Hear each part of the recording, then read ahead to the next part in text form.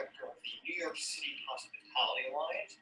We are a not-for-profit association that represents the restaurant industry here in New York City in the United States. I am honored and thankful to my dear friend, chef and president Christian of the Professional Gastronomic Council of the Americas for inviting me to speak with all of you. I'm a big believer that food in restaurants, gastronomy, is what unites people from all walks of life, from all places around the globe. And being here to speak with you and hear from all of you about the importance of this sector to your own countries, your own towns, your own cities, but to us as a global community, as global citizens, is incredibly important. We have so much to learn from each other and so much that we can support each other. So today I want to speak with you a little bit about the state of the restaurant industry here in New York City. Restaurants are the backbone of our communities. In New York City alone, there's more than 25,000 eating and drinking establishments, employing more than 300,000 people from all walks of life. We have food that represents every country and every culture, and they're very authentic because the great thing about New York City is we have people from all walks of life. We truly are a melting pot. So whether it's food from Argentina or Ecuador or from Europe or Africa, continents, countries, you name it, we have it here. We have so many talented people, as I know so many of you do, in your own countries as well. And that's why I'm honored to speak with you. But in New York City, as in so many places around the globe, the COVID-19 pandemic has created a crisis for our industry, which I'll speak with you all about in a little while.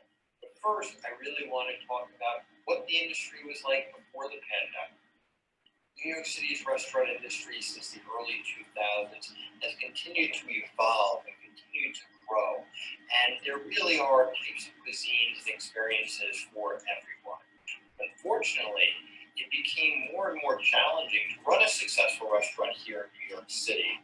A lot of the bureaucracy, the government permits, licenses, regulation, while some may be well-intended, they posed a lot of challenges for New York City restaurateurs because they felt that even if they tried to do everything right, an inspector from the government could come in and give them a violation.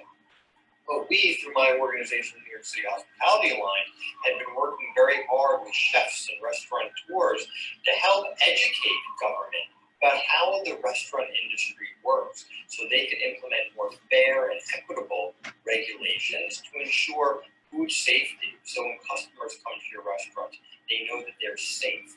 We have something called the letter grade system here, which is similar to like school in the US. When you go to school, you take tests, you can get an A, B, or C.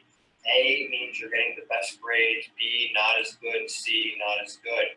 But now, based on your health department inspection, a restaurant would have an A, B, or C letter grade in their window to let customers know how they were doing. Now, the system is okay in some ways, but it also had a lot of problems. And we were working to fix it, to ensure that customers are safe. They know that restaurants are following proper food safety and sanitation practices. But it doesn't unduly put burdens on them when they get inspected. You know, the cost of real estate is very high in New York City. So when you speak with restaurateurs, they tell you the cost of running a business is very, very high. It makes it very difficult because if your restaurant wasn't busy all the time, you probably wouldn't be making enough money to pay all your bills, to pay your high rent, pay all of your employees. And as you know, the restaurant industry is very labor intensive. You need a lot of people in the kitchens, and servers and bartenders and others. So labor costs have become a big challenge because the cost to employ people continue to go up. So rent and labor costs were two of the biggest challenges that restaurants were facing before the pandemic. But you know, people in this industry are very tough. They're very strong. They will work very, very hard. So even though it was very challenging to run a successful restaurant here in New York City, people kept getting into the industry or opening up new restaurants because they want to succeed and And they want to create incredible experiences for people, whether they're New Yorkers or one of the 70 million tourists that were coming to New York City every year. That's right, we have more than 70 million tourists from around the world that come to New York City every year. One of the things they want to do is eat in our restaurants, drink at our bars, go experience our culture, our nightclubs. So we are really a fabric, a part of the fabric of society. And people see opportunity here. And I don't have to tell everyone, people come from New York to New York from all over the world. So we really have an incredible melting pot of people here that support our industry. So it was very tough, but it was a great place to be. And groups like mine, the New York City Hospitality Alliance, are providing a lot of information on the different laws, different regulations when it comes to labor law, when it comes to food safety, and other practices that were very important to comply with while you were cooking and preparing wonderful meals for your guests. But then in March, when the pandemic came, it started to hit us really hard. Early on, we have different neighborhoods throughout the city and two different Chinatown areas.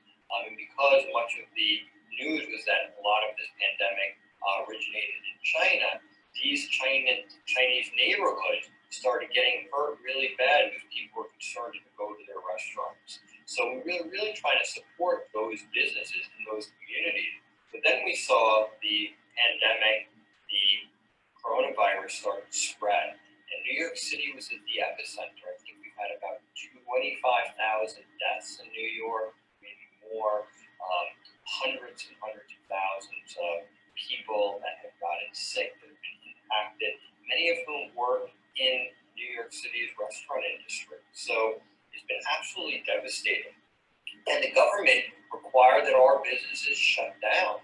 And now we are in August, and still restaurants in New York City are not allowed by government to serve people indoors.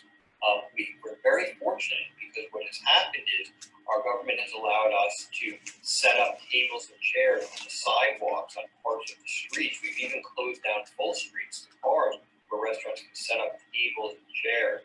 And the New York City Hospitality Alliance, we are very involved in building out that program. And we didn't want it to cost money. So you can self-certify that you meet the different requirements and set up tables and chairs. But there are a lot of inspections because government wants to make sure that you're following the proper social distancing, different safety requirements to keep workers and your customers healthy. And it's been great, but at the same time, it's very challenging because restaurants cannot just survive on serving people outside in places like New York City, particularly when the cost of real estate and all of these other costs of running a business are so high. So we've been doing different things. Restaurants have been trying to give a lot of takeout and delivery. It was very popular in New York before the pandemic, but I think it became increasingly popular during the pandemic because people couldn't go out and get their meals. But again, just offering takeout and delivery is not enough money to support these businesses. And these third-party applications, companies like Grubhub and Seamless are the popular apps on your phone where you can order food from restaurants. We're taking big fees, about 30% of each order in many cases. So our local government enacted a cap on the fees, so they couldn't take more than a certain amount of money from each order from the restaurants. Because the restaurants were just losing money from ordering delivery.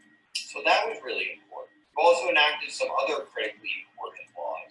Here in New York, when restaurants sign a lease for the restaurant, they often put something in there that's called a good guy guarantee, which means that if you're not paying your rent, you are personally liable and responsible for that money.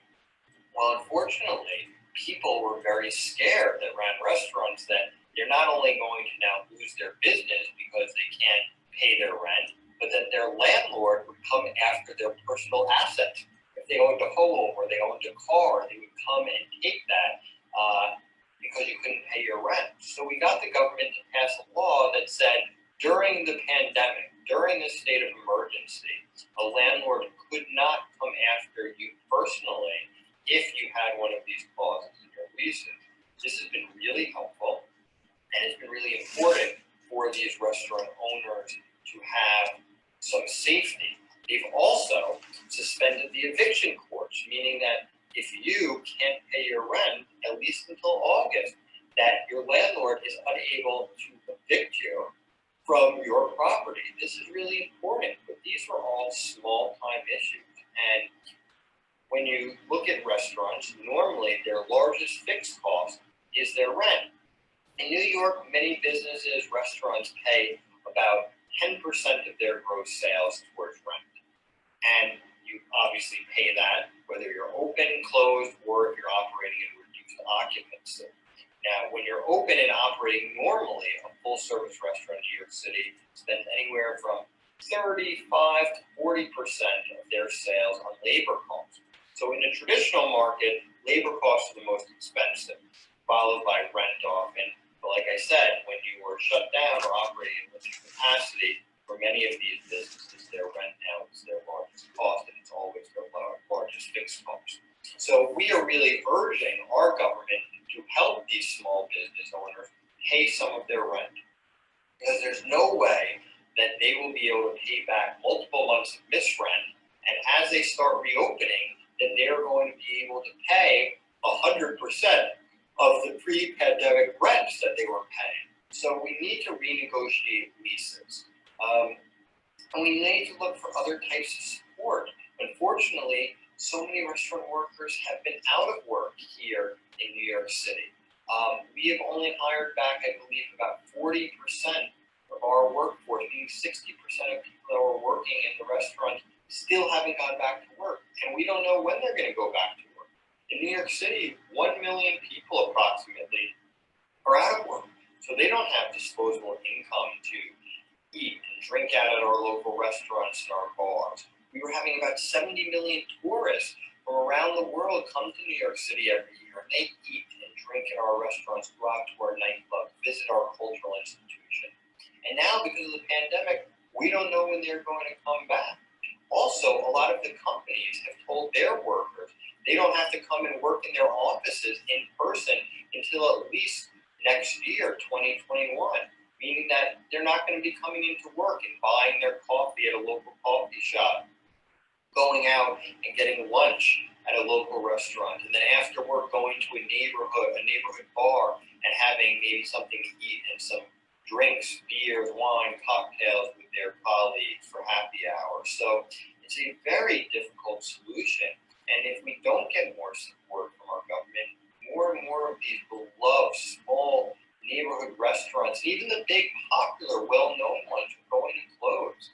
And if our small businesses, like our restaurants and bars, close, we lose so much more than just jobs and the tax revenue that's so important. We start to lose the fabric of our neighborhoods, because this is where people come together. I remember I was at a culinary competition with our friend and your president of the council, Mr. Chef Christian, and we were socializing and went out to local restaurants and had such a great conversation and danced and had fun. And if we don't have those types of businesses, our cities, our towns, our countries are not as strong. People aren't able to come together. So we really all are in this together.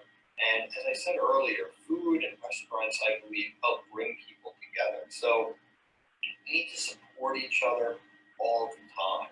We also need to look at different types of policies and think about what is the future of the city's restaurant industry going to look like. So often people look to New York City to set trends. What are the chefs doing? What are the popular restaurants, the popular cuisine, different trends?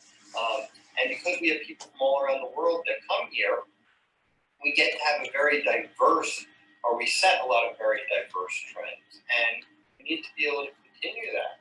We need to be able to continue it in a safe way. So some of the things that we may see in the future are more mobile payments. People are also using their phone when they scan a QR code, and then the menu comes up on their phone, and that way they're not touching physical menus. That seems something that customers like, and it's a way to reduce the interaction of people touching things, which can potentially spread the coronavirus. People often ask, well, what else is going to change in the York City restaurant industry? I think it's really hard to tell because we often don't know. I think inside of us as people, we have a need to socialize and socialize around restaurants and food. So I think the fundamentals of the industry are always going to stay strong. I think, though, for the unforeseen future, we're going to see these global payments, which maybe will stay more permanent. I think we may also see more control in the hands of the customer as it comes to their experience, where they will set an exact time reservation, maybe they'll pre-order their food, and they can even have more control over that experience, which seems to be a really important trend, especially among millennials and other young people, where they maybe don't want to go to such a formal restaurant setting. They want something more casual. They want to have more options. They want a shorter dining experience. Maybe they want to go from one place to another. They want to go have a cocktail with a friend, then go out to dinner, and then go out to another place, which is the trend for a long time in cities. But that may even be accelerated even more because it is so expensive to run a business. You need to turn your tables as often as possible. And what we've been seeing in some restaurants during the pandemic is some restaurants have actually put 1 hour time limits on how long you can sit at the restaurant. And obviously the reason for that is, well, one, they have limited tables, and to try to survive, they need to get as many people through the door to generate enough revenue. So they don't want people just hanging out and spending time at the table if they're not actually spending money. So they want to accelerate the table terms. Also, people want to, sometimes be in larger groups, but due to the pandemic, they're unable to be in groups now in New York City at tables larger than 10. But even with that, we've seen people, depending on the age range is often something I see, but not always the age. You see people going out sometimes with smaller groups, and they want to go to a lot of different places every night. So again, there are all different changes that are happening. Some of the things are similar to how it was before the pandemic, but with a lot more safety precautions in place. And, we are a strong, resilient industry. New York City has gone through a lot in the past. We had September 11th, which was devastating. We had the financial crisis, we had hurricanes, and every time a tragedy comes, it brings a lot of horrible news, and a lot of devastation for a lot of people. But collectively, as a city, we always do recover. And I think one of the big things we're also seeing here in the U.S. and around our country, here in New York City, has to do with Black Lives Matter, fairness, and equity. And how do we find social justice within the industry?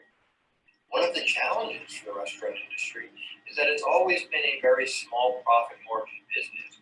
So it's hard to pay everyone high wages and give all different types of benefits because often these small businesses just unfortunately can't afford it. But with so much conversation about social justice, about fairness, how do we ensure that the restaurant industry, just like the rest of our society, has the ability for opportunity for people from all walks of life?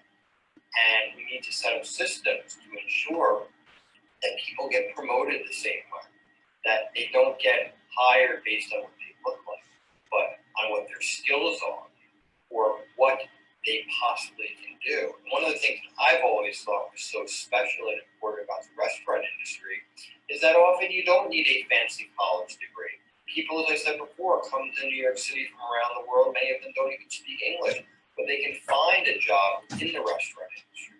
They can work really hard, and they often send money back to their families at home where they make lives for themselves in this country.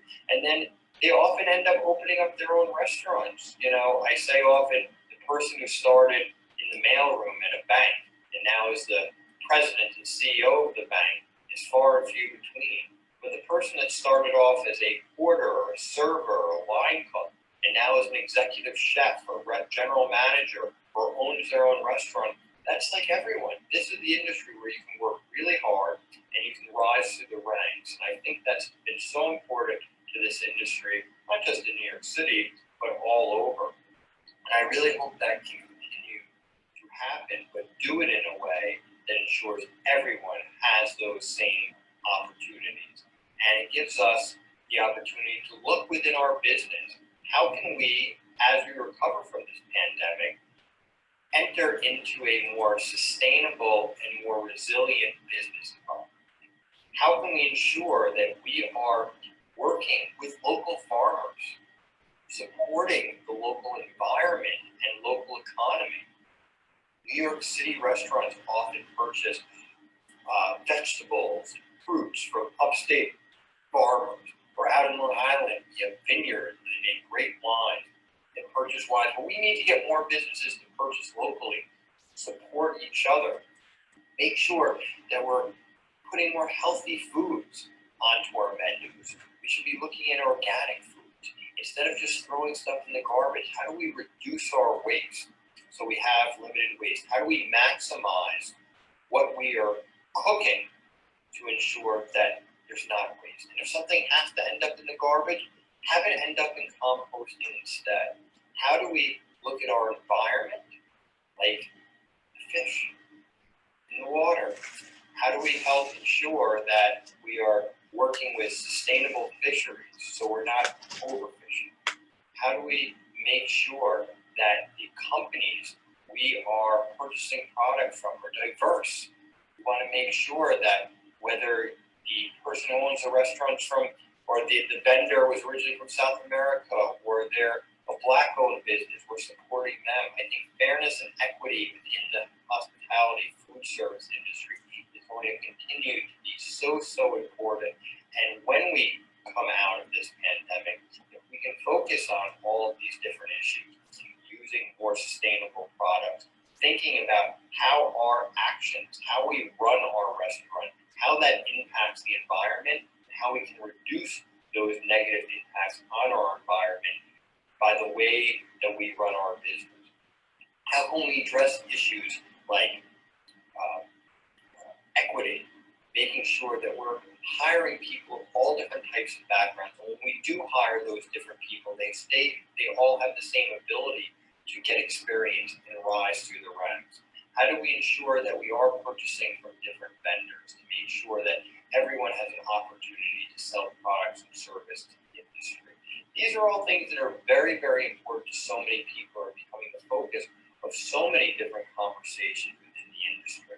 And when I speak with small business owners every day in the midst of this pandemic, I hear a few things. One, they're very scared. They don't know what the future holds for them because of the uncertainty. They want to take care of their employees, but it's becoming more and more difficult. They don't have the financial wherewithal. The uncertainty about the pandemic obviously has everyone concerned about health. But they also are very committed to fight and to bring the industry back. And they continue to talk, how do we come back as an industry in a stronger and more resilient way? And I hope no matter what country you're in, you're having these same kinds of conversations as well, because we are an industry that brings people together and we serve food and we're where people socialize. And no matter what industry you are in, if you're a plumber or a banker or a housekeeper or a doctor, you name it, you can probably relate to food and you probably relate to restaurants. And that's why it's important that we have these conversations within our own industry. I think one of the things we're going to unfortunately see is many of the independently owned, other mom and pop businesses, family owned businesses, are going to have more of a difficult time surviving.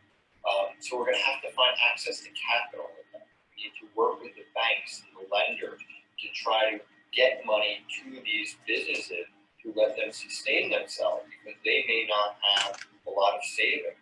I think we're going to continue to see the growth of the restaurant group, where you have a company that operates multiple different concepts of restaurants. And I think you're going to see more and more restaurants continue to become more casual, which is a trend before the pandemic, but I think that will certainly continue. And I think businesses are going to be looking at diversifying their revenue streams. You can't just be a sit-down restaurant. You need to maximize your delivery and takeout business. When you're maximizing your delivery and takeout business, what are the third-party applications you're working with? Are you working with a company that's taking very high fees? If so, you need to work with companies that are going to reduce those fees. Who is going to own the customer data? So when the customer orders from your restaurant through a third-party application, do you as the restaurateur have access to your company's data, your customer's data? If not, you need to demand you do and start working with companies that will give you access to that data so you can then market directly to your customers. You should also ensure that when you are promoting your delivery and takeout, that you are promoting through your own channels, through your own website, not sending them through third parties that are going to take large fees and get access to your customer data. How do you own your customer? That's going to be critically important. You're also going to be looking at revamping your menu. I think restaurants are learning now how to operate with less labor. So you may have to take off some more labor-intensive menu items because you may not have the staffing levels to have so many menu items. So I think people really need to streamline their operations, see everywhere that they can help save money, and rebuild in a really thoughtful way. Also, are there other types of activities that people can generate revenue from? So one of the things we saw through the pandemic, talking about takeout and delivery, is feeding the frontline workers, the hospital workers, police officers, other emergency workers, establishing catering clients that you know will work during a pandemic or during other types of emergencies. I think that you need to diversify your takeout and delivery customer base. It can't just be from people that live right in the neighborhood or offices. People that order from their home, people that order from offices, but then I said as well, schools, hospitals, and other types of businesses to make sure that no matter what happens in the future, your business is diversified. Events are going to be really tough for a long time. Unfortunately, we don't know when the pandemic is going to end. So you're not going to be able to count on your large corporate clients hosting big office meetings or hosting big celebrations like weddings, parties.